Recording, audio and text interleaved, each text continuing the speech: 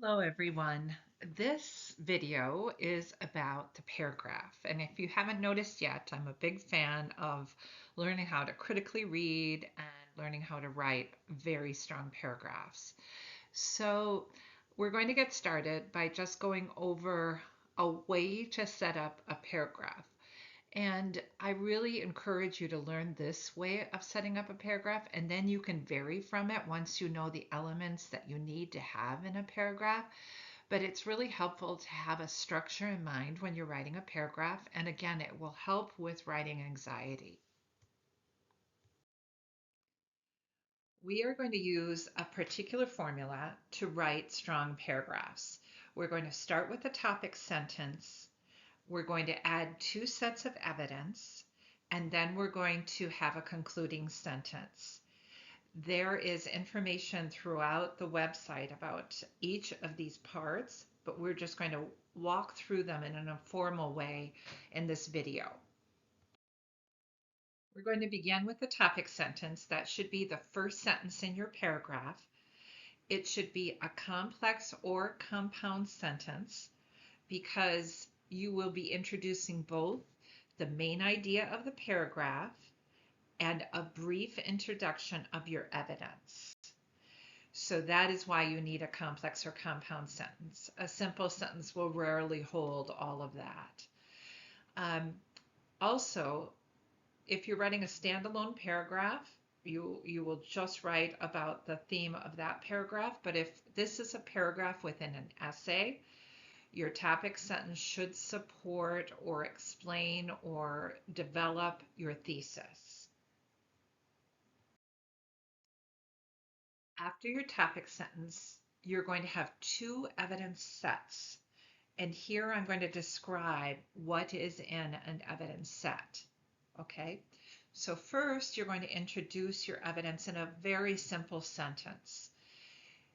This little intro, this one simple sentence, will also include a transition because you want to connect your evidence to your topic sentence and to your next set of evidence. So we'll always begin with a transition. And I have a section under wonderful words just on transitions. You can start with first and second, but then you move on to more varied transitions. So the first sentence of your evidence set is a simple sentence that will introduce your evidence. The second sentence will be a quote because you want to support what your evidence is, what your claim is, um, with a source. So usually it will be a cited quote with a signal phrase. And then your third sentence will be a complex or compound sentence where you explain how your quote proves your claim. Okay, so you'll give additional information, additional analysis. This is a really important sentence. Some people call it a rationale, some people call it reasoning.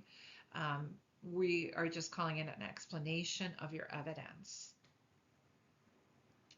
And in a regular paragraph, you would have two or three evidence sets.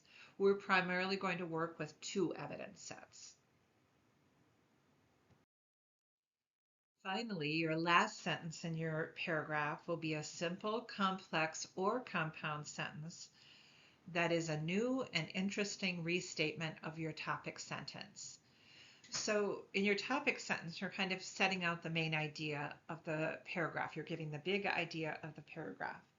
By the time you get to the concluding sentence, you've already gone through your evidence, so you can give a little more detail and you can change your wording a little bit because you have more options. You've already established your evidence. So this is a sentence just to sum up what you've developed in your paragraph. We can think of this way of writing paragraphs almost as a formula. So if you have this formula in your head when you're writing, whether it's for an essay exam or for a paper, it will help tremendously to focus you on what you need. Okay, so we're going to start with a topic sentence always. It's one complex or compound sentence. We're going to move on to evidence set number one, where we'll have a little intro with a transition. We'll have our quote with a signal phrase, which is the support for our claim. And then we'll have an explanation of how our quote explains or helps develop our intro. Then we'll start with evidence set number 2. So we need another transition with a simple sentence that will introduce that little set of evidence. We need another quote to support our evidence, and then we'll have an explanation of the evidence. Finally, we'll end with a concluding sentence, which is a simple, complex, or compound sentence that restates the topic sentence in new and interesting ways. So I have this paragraph formula on another part of the website if you just want to print it off and have it with you and use it while you're writing. It's really very helpful. It's almost like a worksheet. So once you have this, you put it all together and you should have a strong paragraph. I wanted to give you an example of how a paragraph would look if you use this formula. So this is it. This is a very straightforward paragraph about Jane Goodall. And so it starts with a topic sentence. Remember, we're always using a complex or compound sentence. And in other parts of the website, I've given this example of how the first part of the sentence is the main clause. You have the subordinating conjunction because, and then you have the additional information about the evidence. And this is a way that you're going to write your topic sentences if you use this formula. Then you can see our 2 evidence sets. Here I've bolded first and second. Remember, we're going to start with those transitions and then we're going to work to more varied transitions. And you should be able to see that each evidence set has a simple sentence to start with the transition first or second. Then you have a quote with a signal phrase that supports your evidence. And then you have an explanation of your evidence that is a 1-sentence compound or complex sentence that explains your evidence. And you'll see that format in both of the evidence sets. Finally, you will see that we have a concluding sentence that states the topic sentence in new and interesting ways given what you've established in the evidence. So this makes for a complete paragraph.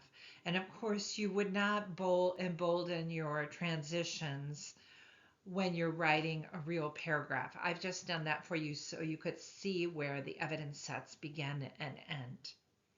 There's more information about this throughout the critical reading and writing parts of the website.